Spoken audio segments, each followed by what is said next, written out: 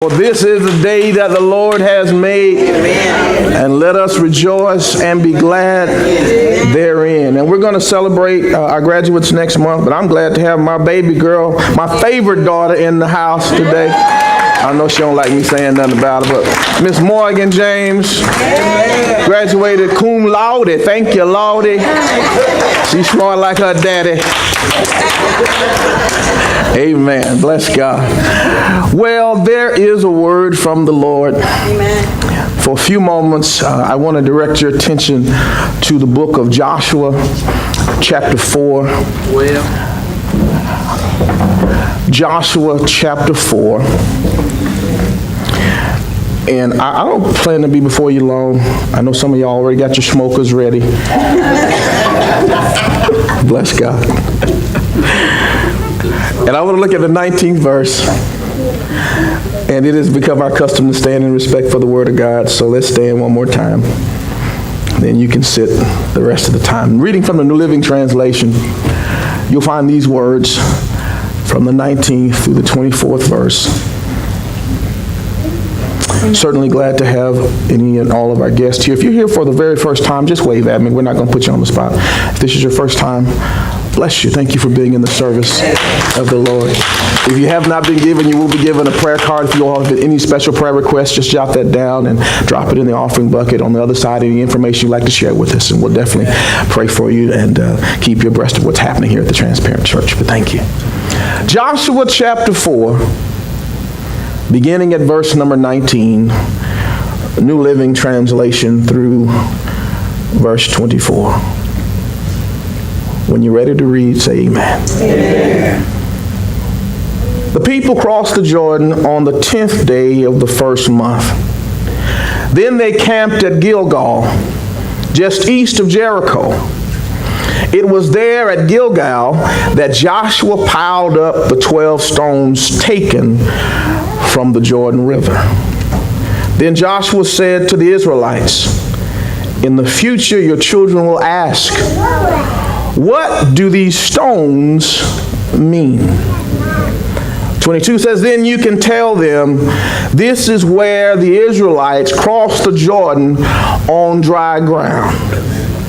For the Lord your God dried up the river right before your eyes, and he kept it dry until you were all across, just as he did at the Red Sea, when he dried it up until we had all crossed over.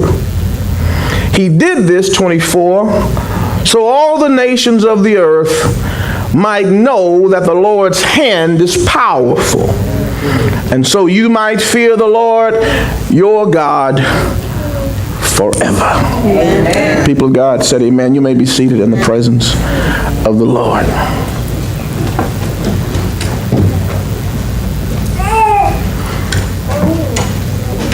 It was there at Gilgal that Joshua piled up the 12 stones taken from the Jordan River. Then Joshua said to the Israelites, "In the future your children will ask, 'What do these stones mean?' Then you can tell them, 'This is where the Israelites crossed the Jordan on dry ground.'" It's interesting to note that God has not just started being in the blessing business, but God has a long track record of getting his people out of trouble, even when the trouble comes at the hand of decisions that they and we have made ourselves. What I'm saying is, I'm so glad that God does not just pull me and you out of trouble when the enemies just choose to jump on our backs. Amen. But I'm glad God chooses to get us out of trouble even when it's based on bad decisions that we made. Amen. Things that we had to grow through when we were younger and even older. I say that to say this. Today we're in a season to where we are charged to remember. We are charged to consider all those who have stood in the gap to allow us to experience the freedoms in which we do. And I know I have a few individuals as we celebrate Memorial Day on tomorrow who have served this nation. Matter of fact, it was a good year in 1971. Probably the best year ever. If you hadn't figured out, that's the year I was born. 1971 was the first Memorial Day where we decided to celebrate the lives of those who gave their lives for the freedom of others. I bring that up because what God shows us in this text is that parenthetically, through the process of moving to and in a promised land, God would remind his people through his leaders to, from time to time, set up pillars of stone so that they would have reminders of Memorial Days if ever the children and others began to wonder what these things mean. In other words, we used to do a better job of trying to connect the dots for our children to let them see how we have progressed. And somewhere through the line, many of us don't even know our history. And so as God begins to prepare this great miracle through the life of Joshua in similar fashion that he did in the life of Moses, he instructs Joshua in this 4th chapter to collect stones. 12 in particular. You do know that 12 is the number of government, and 12 was the number because there was 12 tribes of Israel that came from a promise that God gave to Abraham, to Isaac, and to Jacob. It was from Jacob's 12 sons that the Israelites would move into place based on a promise from the Lord. And as they began to move toward and into the promised land, they too, as you heard me preach a couple of weeks ago, they too, like God brought them with Moses through a Red Sea, they now have gone through a Jordan. But what God says to Joshua is to tell the people, move, but don't move too fast. Because what I want you to do is, while the waters are still receding, I need you to get 12 stones. And I want you to allow them to be placed. He did it twice. Once, as they were going through and the Ark of the Covenant goes through, he begins to put 12 stones in the middle of the Jordan where they passed through.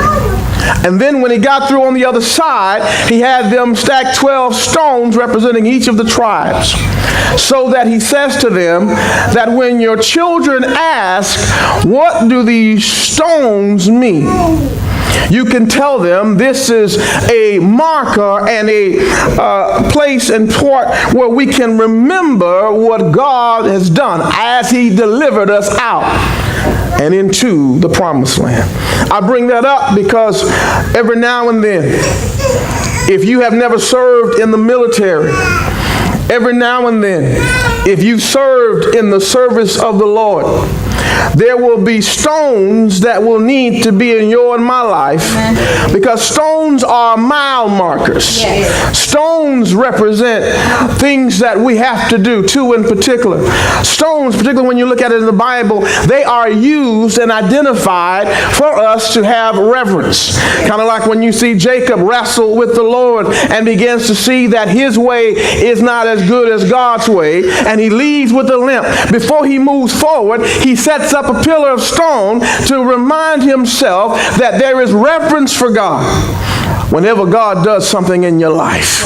But not only are stones representative of us having reverence, but they're also significant for us to remember and to recall all the things that God has done in our lives.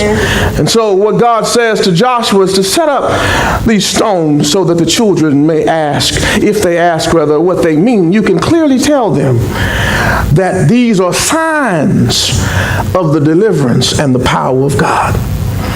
So today, for a few moments, I want to ask you a simple question. Where are your stones? Amen.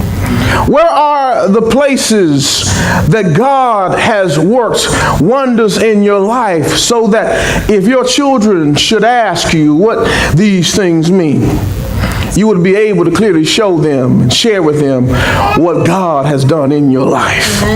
As we look at this text, understand that when God began to talk to Joshua and he began to share with him to put up the stones in the middle of the Jordan where they crossed over, knowing that once he finished his business with the Lord and all the people got on the other side, the waters began to fill back up in the place, which symbolized the death that took place in the lives of the people of God. But it also, setting up the 12 on the other side, represented the resurrection and the life that God provided. You do know that the Bible, when it talks about stones, it is using it as symbols in the Word of God to let us understand about the foundation of even God himself. In 1 Peter, beginning in chapter 1 and going into chapter 2, we learn that the Bible even talks about God being the chief cornerstone through Jesus Christ. And we are challenged as believers to be not just stones, but to be living, lively stones so that the world understands what it looks like to be stable in an unstable world.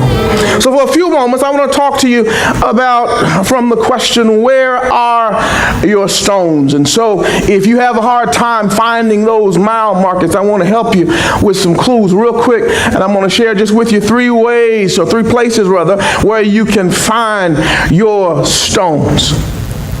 Joshua begins to gain greater credibility because he begins to hear and depend on the voice of God. As you read in this 4th chapter, you understand, similar to how he started out in chapter 1, God begins to tell him, don't be afraid, don't be scared, because even though Moses is dead, as I was with Moses, I'm going to be with you.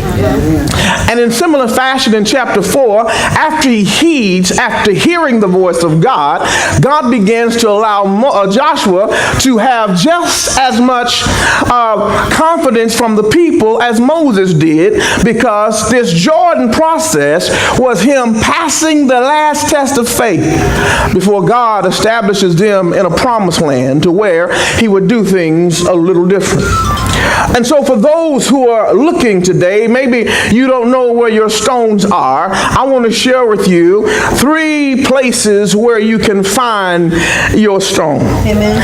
If you're looking for where God has moved in your life, the first place I want to challenge you to look is to look for your stones next to your scars. Look for your stones next to your scars. I would say to you today that many of us have our own personal memorial days because it is a sign that God is with us because of what God delivers us from. And generally when God delivers us, many of us have the scars to prove that we've been through something with God. So if you don't know where your stones are, the first place I want you to look for your stone is to look for where your scars are. Where is that pain place that God brought you through? So here's what we do. Oftentimes we testify about what God has done, but we don't really show people our scars. This is what I can tell you for sure.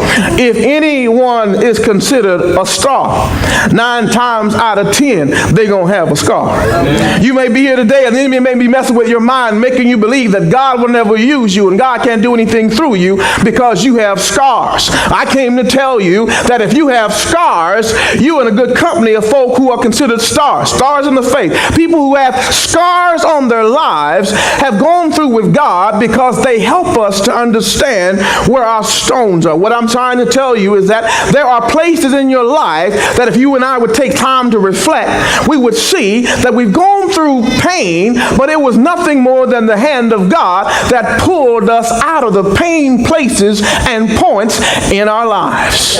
Is there anybody here that can say today, if I told you my testimony, you couldn't handle it? Because most of us think that we have to have a clear record before we can be recognized as a person of faith. But I need you to understand that there are scars. What Israel had to do is deal with scars that came to them while they were in bondage.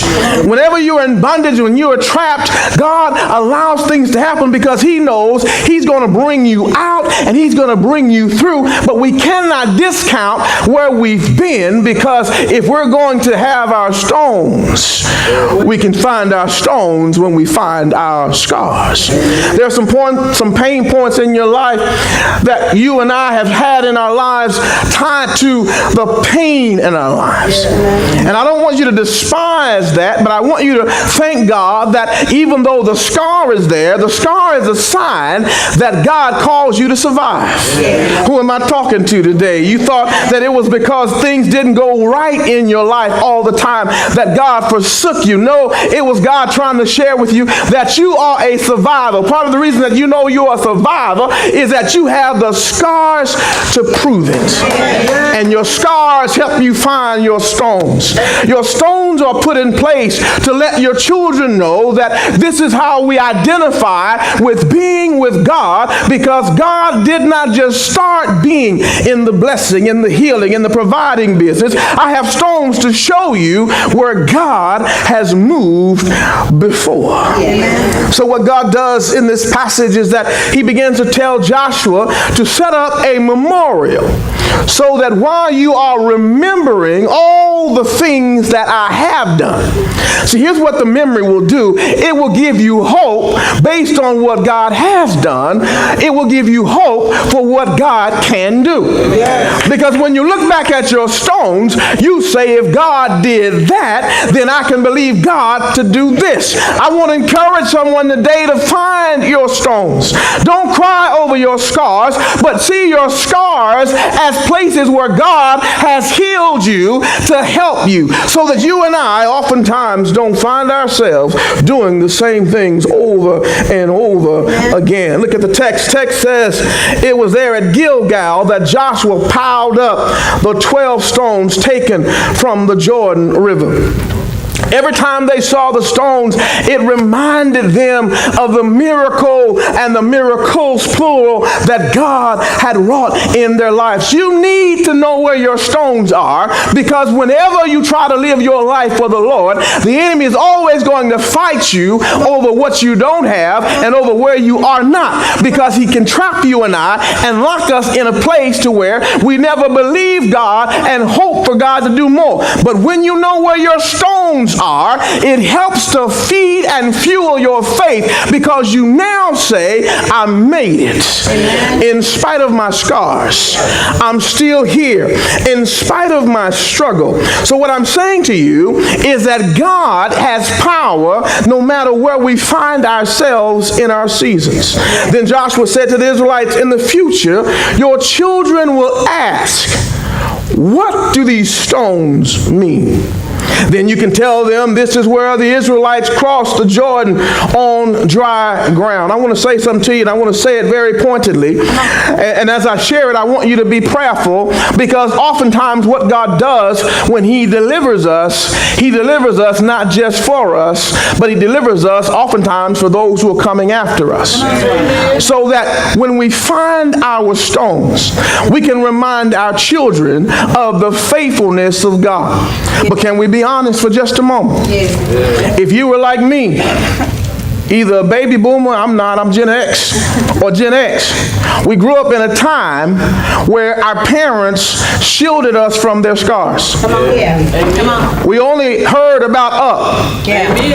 But if I were honest with you, it sure would have been helpful if they would have showed me some of their scars.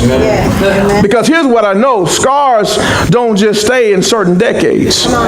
There are some scars that you and I have that we can help the next generation understand how to maneuver. Here's what I'm trying to say. You baby boomers and some of you Generation X, you prayed to God to get blessings and breakthrough so that your children wouldn't have it as rough as you had it. Can I get an amen somewhere? I know I'm not making this up. And so in an effort to make sure they had it better than we had it, and they had it better than I got to have it, we allowed them to be shielded from our scars, and we only show them our successes.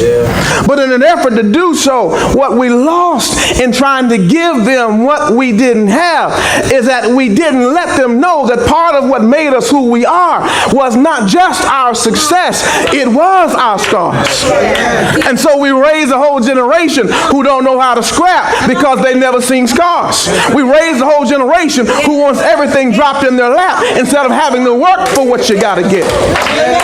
I love my children. I can teach them anything and everything, but some of what they learned from me was not what happened well in my life, but seeing Daddy pull himself up, putting himself back together with scars in his life, going to work with scars, preaching with scars, in relationship with scars. I'm trying to tell somebody, if you want to find your stones, first place you can look is where are your scars. Your scars remind you. I could point to, I'm not going to show you, but I could point. I know where every scar I've gotten, where it happened. I got a scar. I met someone the other day from Sulphur Springs, Texas. I know Sulphur Springs. I used to spend the summers in Sulphur Springs at my uncle's house. Turns out he used to know my uncle. But I said, I've got a scar right here on my leg that I got cutting, playing with glass as a kid in Sulphur Springs. My point behind it is that your scars will show you your stones. When you think you have nothing to give God praise for, your scars will remind you that I set up a stone. When I cried and I prayed and I prayed and I cried, I said, God, you know that prayer, if you get me out of this one. I know Pastor's not the only one that ever prayed that one. Lord, if you get me out of this one, halftime we were lying. I'm never, ever, ever, ever going to get it. And he brought you out of that one. But you got the scars. See, that's what's wrong with some of us, even in our relationships. We want perfect people, but all of us have scars. That's why I don't mind talking to you, teaching you, and preaching to you like this, because I know we all have scars. But what the scars do is help us to set up our stones, those places and those markers where we have seen the faithfulness of God. That's why you can't tell me nothing about God. That's why you should not let anyone who does not serve your God tell you about your God. Don't let anyone that's never seen his miracle tell you what God can't do. Don't let anyone who don't have their own stones, their own scars to show you where God has brought them and healed them, tell them what God can't do. Because you have to know, this is what God says to Joshua. He says, put the stones together so when your kids come up, they'll see a sign that God is faithful. Amen. And not only faithful in this generation, but read down through 21, he says to 24, so that they will always see and know the hand of God is always faithful. So if you want to find your stones, if you don't know, number one, look for your stones next to your scars. Amen. But not only if you and I are going to find our stones, our mile markers tied to the faithfulness of God, must we look for our scars. But if you want to find your stones, study the Word of God, you'll also understand that you and I need to not just look for our scars. Amen. But number two, if we're going to find our stones, we must look for our sacrifices. Amen. Look for our sacrifices. So understand the process. From chapter 1 to chapter 4, going into chapter 5 of Joshua, we learn even more about the faithfulness of God. In our learning the faithfulness of God, we learn more about the process of God. So what God does is that he teaches us that we are made in his image. What God does is that he teaches us principles packed in his word that remind us of whose we are and who we are. In other words, we remind ourselves that, like Israel, we are born-again believers, children of God. And if you know anything about God, you know God is a God who is sacrificial in his love and in life. We're all here because he sacrificed, not some, but the best gift he could give to any of us, his son, the chief cornerstone. Stay with me for a second. So if you're going to find your stones, you must look for your scars, but also look for your sacrifices. This is important. Look at the text. Text began to share that they're now moving into Gilgal. Now, if you know anything about Gilgal in Israel, you know that Gilgal was a place where there was something interesting done that showed where there needed to be stones. Because scars showed up. But the scars showed up also because there was sacrifice. What are you trying to say? So whenever God brings us through, he allows us to understand something called covenant. So if you know the story, there is a balance of imagery between, particularly in this 4th chapter, between Moses and Israel in the Red Sea and Joshua and Israel at the Jordan. Now, even though they died, majority of them, the people of Israel who were over the age of 20, save Joshua and Caleb, they died in the wilderness on their way to the promised land because they doubted and disbelieved God. But even though that was the case, they got to move toward it because of sacrifice. You remember Moses and his wife Zipporah reminding him that the child and the children of Israel had to be circumcised. So even though those who were over the age of 20 died in the desert, they were circumcised. Speaking to the relationship and the covenant that God had with his children. Now the problem with the new generation that's getting ready to move into the promise is that they have the same promise, but they have not yet gone through the same process. But the process is going to require sacrifice.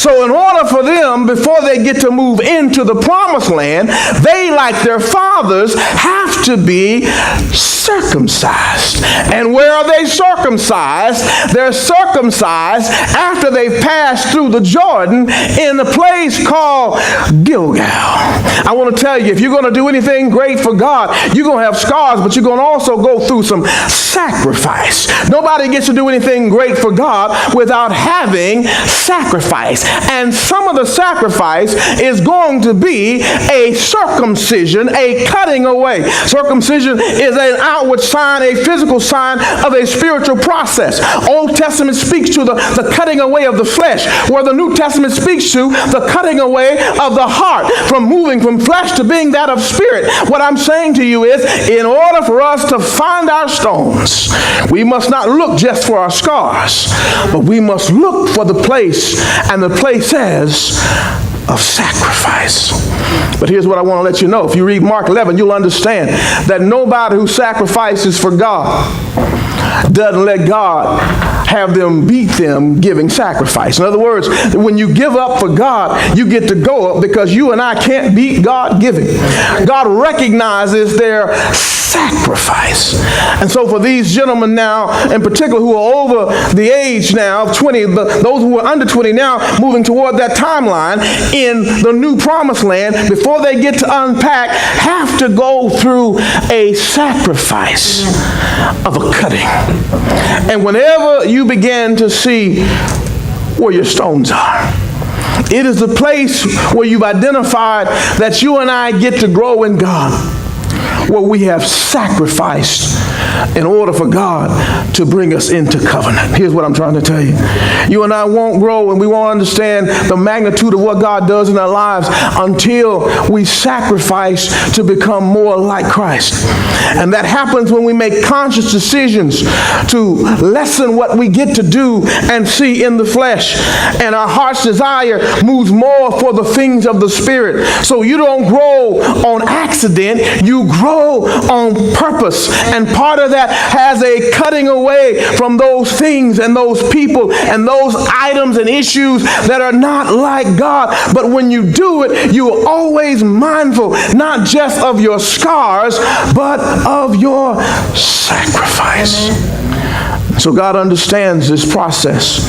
And so he challenges Joshua to make sure before they go any further that they have paid the price to be able to enjoy the promise. And here's what I want to share with you. Many of us pray to God for promise all day and long, night and long. But in order for us to really enjoy the promise, we've got to understand the process and understand sacrifice.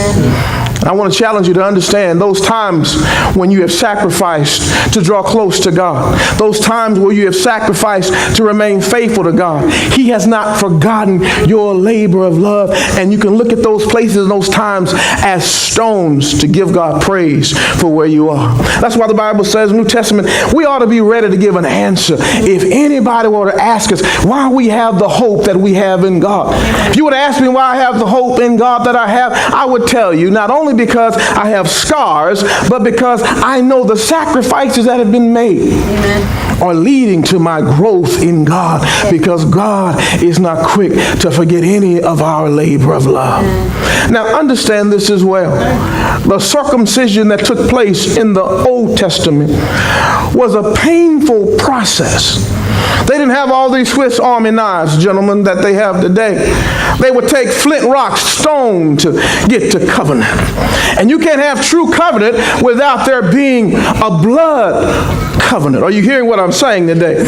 And so if you want to find your stones, look for your stones next to your scars. But number two, look for your stones next to your sacrifice.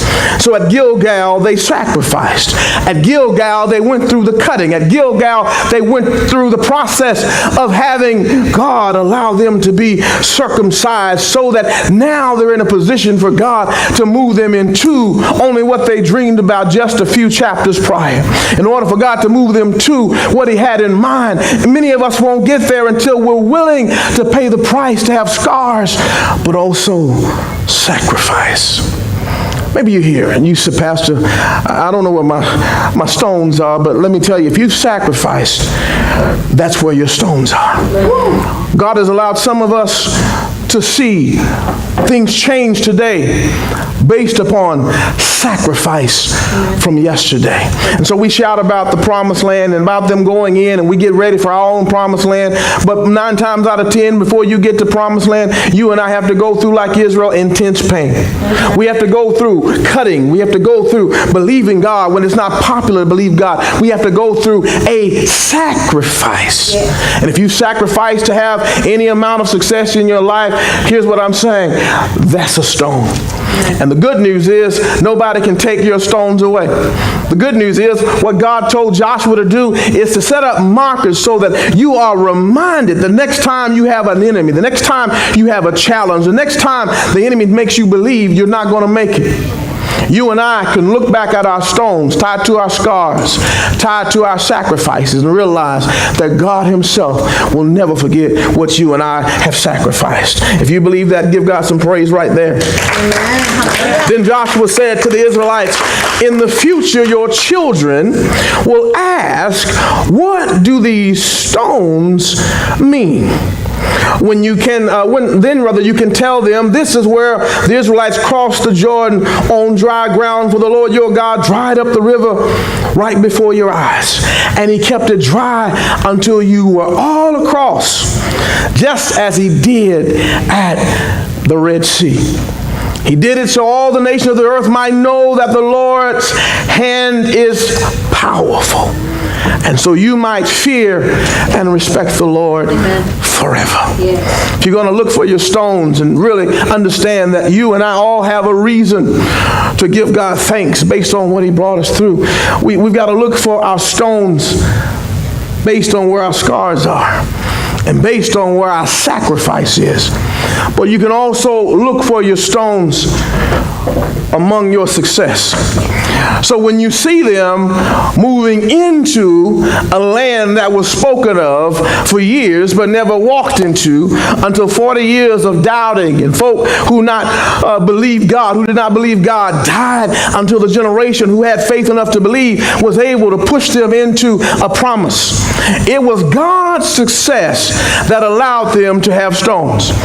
And so whether you're talking about a Jacob who sets up a pillar of stone called Bethel so that the next time someone comes by, they will understand through every successful encounter with God, you have a reason to praise. You turn that spot into a sanctuary. You ought to have that kind of mindset, and I ought to have that kind of mindset in my life. In other words, that whatever success you have at any level, you ought to have a stone that says, it was not not me, but it was God that got me the victory. It wasn't what I knew, it was who I knew, and who I knew was God. What I'm saying is that if you don't know where your stones are, if you don't look at your scars, and if you don't look at your success, you ought to also look at your success rather tied to your sacrifice.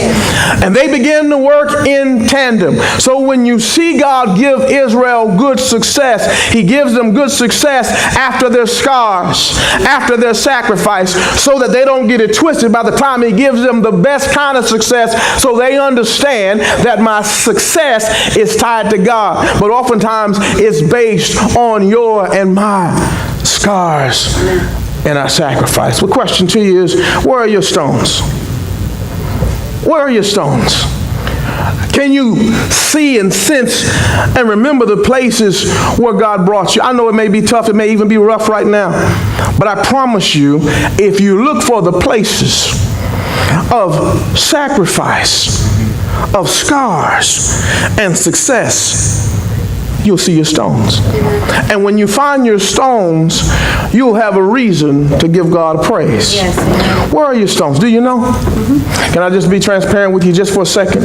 I told you I'm not going to keep you long today. But I found my stones. Every now and then, even when it gets tough and tight, sometimes I'll go back to where my stones were and are, and remind myself of the faithfulness of God. Amen.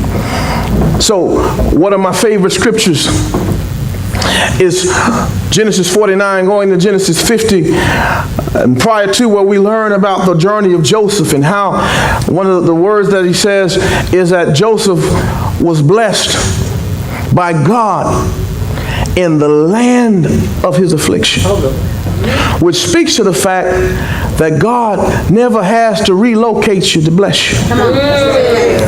He had success in the same place where he was scarred.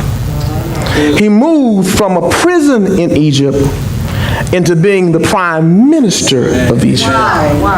So it's not until, if you can't find them in your scars and your sacrifice, you can find your stones and your success. Joseph deduced the fact that he is here in the palace because God was faithful. His success came as a result of him staying with God. And that's all I'm trying to tell you. You have stones that you may not even know about.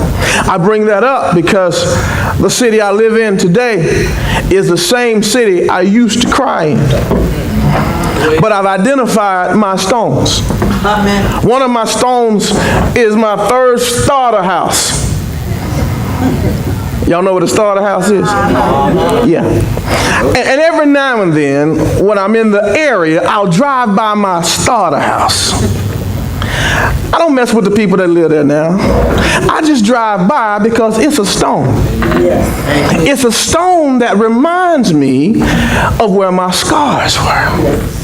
If you read my book, you understand that God brought me through some things. And one of the things he brought me through was going through a challenge of being a divorced pastor. Well, there was a house where that took place. And when I was giving my kids a bath, and how I got a knock on the door, and it's a knock from someone I didn't recognize, and it's someone giving me papers saying I've been served on a Saturday night while I'm getting ready to preach on a Sunday morning. And so when you talk about me being happy in the success that my kids have graduated now with no debt from college, not just high school, my scars, my sacrifice. So I drive by and just look by and see where God wrote. Because I'm in the same city, just on the other side of the river. Oh, I'm almost finished. Y'all ready to go eat some barbecue? What I'm trying to tell you is that I got some stones. The stones, every time I drive up Carrier Parkway and see the Ruthie Jackson Center, we started with nothing, and God, 15 years later, allows us to still be a church. To me, that's a stone. What I'm trying to tell you is that the enemy, if he messes with me, I know he messes with with you, you got to know that your scars and your sacrifices will lead to success, but each and every one of them are stones, and he does not have to relocate you to bless you. Let me tell you one more time, I see them as stones. Dr. Zach Jackson, I thought about it the other day when I was going into work, because I'm back in the T building. She knows, she used to work at the same place I used to work at. Well, when I was there before, I was in a different capacity. Now I'm there on assignment, and I remember how hard it used to be back in the day. And I remember if God brought me 3-4 doors down and he got me in the big office now, it's a stone. I just walk by my old office sometime and say, oh God, I see you're faithful. Oh God, I thank you for the stones. And so inasmuch as I never fought in a war, I've been fighting for the Lord a long time, and I know I'm not by myself. I just came to tell you this morning, you got some stones, but the question I want to ask you is, where are your stones? Have you identified the place of point and pain in your life that God has pulled you up? Some of you are creating stones right now because maybe you're not at success, but you're still in struggle and you got some scars. I just came to tell you, it may be a scar that's developing right now, but you won't cry always. Psalms 30 and 5 says, weeping may endure for a night, but joy comes in the morning. You can't let your scars stop you. Keep sacrificing, because sooner or later, scars and sacrifice lead to success.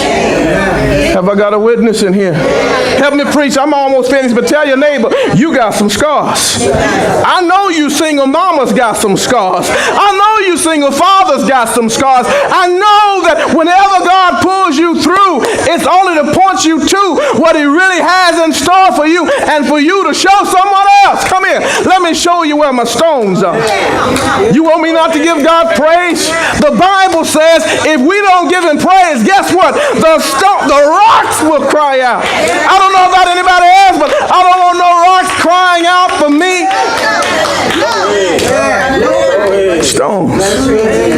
Sometimes I want to go to the museum in Israel, and I just want to find one of the 5 stones that David used to knock Goliath out. Stones.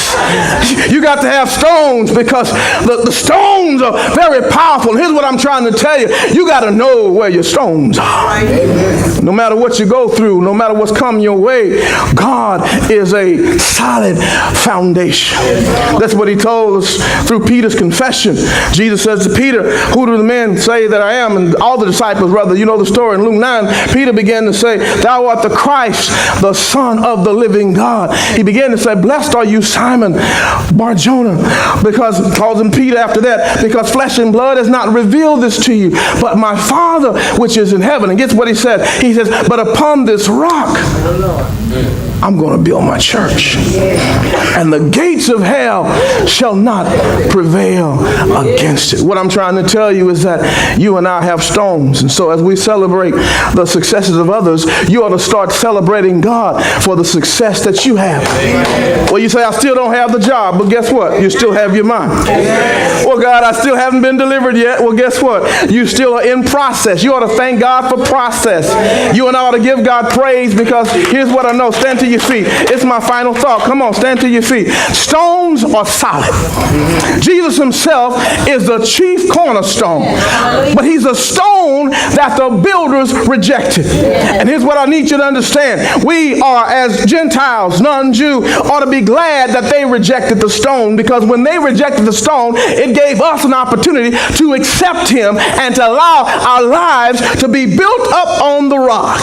Things may get rocky in your life, but you gotta know God is solid. He's a stone that you can build on. He's a stone you can rely on. That's why I said they gotta be crazy when he gave up his life and they put him in a borrowed tomb. What they used to keep a rock in was a stone. You gotta know the rock of Gibraltar, the rock of God, the rock of ages is bigger than any rock they put in the way. And so God moved the stone so you and I could not only have a stony heart, but have a heart of flesh if we would come to our senses and realize that we need a stone. Come on. So as I make ready to close, maybe you're here and you've not identified your stones. You feel like you don't have a reason or rationale to give God praise for what he brought you through and what he's taking you through right now. I need to ask you, where are your stones? Where is your foundation? I'm here to tell you, it's going to rain. I'm here to tell you, it's going to get rough. I'm here to tell you, it's going to get rocky. But if you build your house on the rock, you may have to cry, but you will survive. If you build your house upon the rock, it may rain, but it's not going to wash you away. If you build your house upon the rock, God will never leave you nor forsake you. So if you are here, where is your stone? Come on. Are you depending upon your degree? Come on. Are you depending upon what you've done as it relates to having your own success? But if you're here and you've never surrendered your life to Jesus, today is a good day to remember your stones. Today is a good day to ask God to come into your heart. I'm finished, but maybe you're here. And you say, that sounds good, but you don't know the magnitude of my scar. You may be here and you say, you don't understand the magnitude of my sacrifice. I've been sacrificing. It seems like it's not working, but you got to know, you and I reap a harvest. We just can't faint. Success comes after sacrifice in the dictionary. It comes after scar. Are you hearing me? Heads are bowed, eyes are closed. Maybe you're here. We've had some praise, we've had some worship, we've had some word.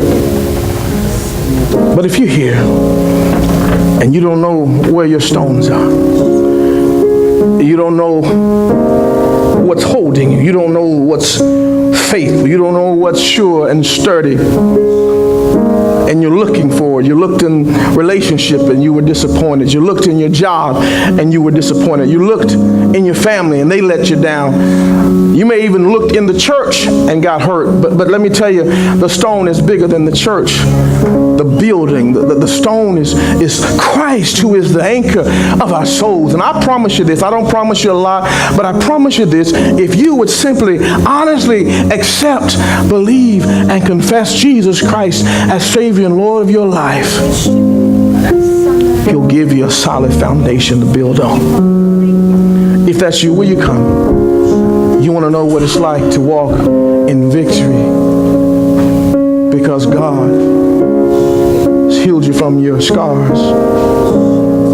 He sees your sacrifice and He wants to give you good success. If that's you, will you come? Second of all, maybe you're here and you say, Pastor, I'm saved. I'm in a relationship with God. I love Him. But truth of the matter, I need prayer. It sounds good to hear and believe that God's going to use my scars to help me get to success, my sacrifice. But I'm not feeling it right now. And I need prayer. I'm not feeling it, but things are above my pay grade.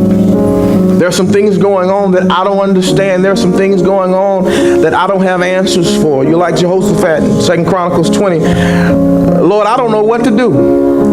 You're praying that transparent prayer. You're saying, God, I don't have the answer. I want to let you know He has the answer. And I'll pray with you. We'll pray with you today to get the answer. If that's you, will you come? Will you come? Maybe you're here and you've been sacrificing and you say, I'm sacrificing, but truth of the matter, I'm tired. I want to see the good success from that sacrifice. And you just need a little strength so that you don't become weary in well-doing. You believe that in proper season you'll reap a harvest.